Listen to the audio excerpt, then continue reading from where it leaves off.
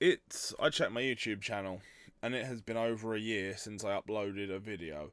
And considering, I think I've told myself to upload videos about 12 times now, or like not even upload, just like actually record a video, and haven't done that yet. I sort of need to get on with that because I started a project. It was an Arduino electronic sort of soldering 3D printing project quite a few months ago now. And I was like, cool, I will call the end point of it when I make the video and upload it, and that'll be me done. And it's this thing. This is a macro pad based on a thing from Razer that I honestly can't remember what it's called, but they've got like a D-pad instead of an analog stick and a sort of more scroll wheel thing rather than this little bad boy of a twiddly knob. And also theirs isn't just taped to a piece of acrylic to keep it together, but this is, bam, a macro pad that I designed myself. Uses a Pro Micro, which is like an Arduino thing but a lot cheaper. It uses a, I've forgotten what it's called.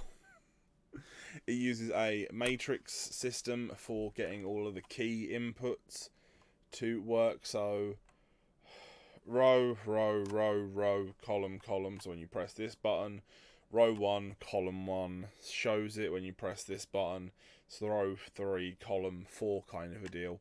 And then this guy, and then this thing over here. And does it work properly? No. Am I calling it finished? Because actually it's been doing most of what I need it to do for quite a while now. Yes.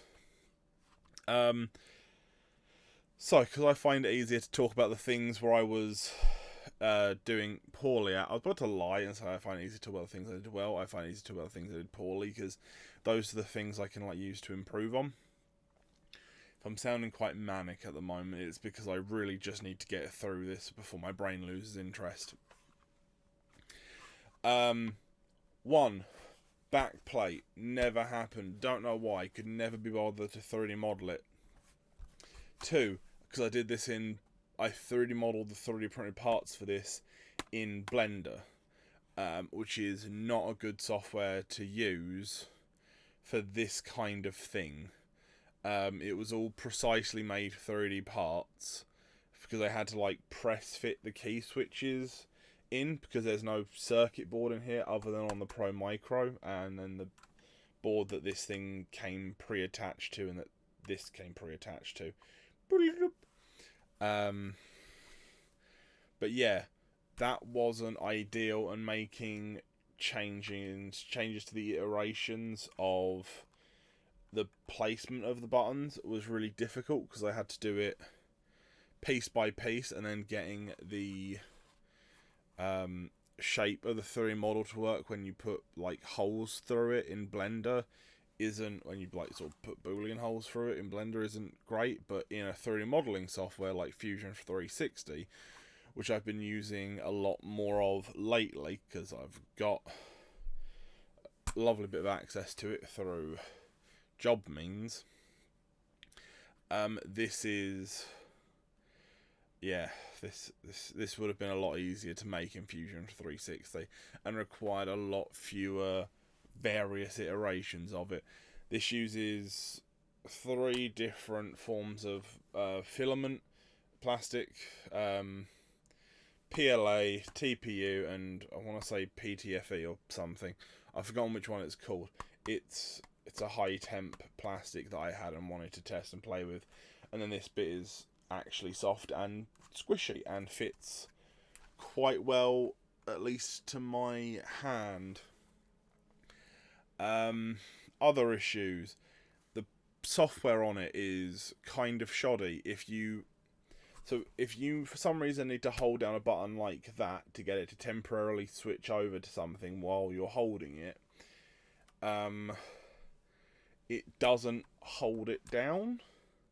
If you press it like that, it sends the signal once and then it's done, which is not ideal. It's not exactly what I wanted, but it's... knocked the microphone. Hope that hasn't ruined the audio. Um, but yeah, so that's a bit of an issue. The analog stick um, doesn't function very well, it turns out. Because it turns out it's a really hard thing to set up, because if it goes too far... I briefly got the analog stick, I think it was doing 16 different things, because if you pushed it like part way, it would do one thing, push it the full way, it would do another, and then I did that in 8 different directions. That was really that was only a test though, because that was really stupid, because it's really hard to be that accurate. So realistically, the most things it can do is 4 things, which means a D-pad would have been better. What this actually does quite well, if I could get it to work properly, but I can't because the D-pad's quite cheap, and thus it keeps failing. And what I realistically should have done was rip one out of a old controller. Is it can work as a mouse quite well. So theoretically, it would be possible to play, I don't know, if you want to, very basic games to be fair, but you could play a video game one-handed by, you know, mouse control being that move around with these, and then left right click, I guess, there, and then anything else you need to do just being move. I don't know. Anyway, mouse control on it's okay. This was nice, but I just used it for like small precise movements. So drag like where I needed it on a timeline with the mouse, and then with this just like move it a frame at a time with each click. It's quite nice. What did I do well with it? One, the fact that it's as finished as it is good. Choosing the parts went well. Sourcing everything, actually planning it was pretty fantastic. Most of the parts required quite a few iterations, but it was iteration after iteration where every time it was actually improving. The code is actually quite well put together. This is for where I was, and still technically am because I haven't really done anything with coding since then, is actually, I'm going to say, reasonably advanced. I've got a thing for jumping into way too hard a project, because that way, if I don't make it the whole way, I still learn a lot and have more to learn if I want to, and then know the next steps.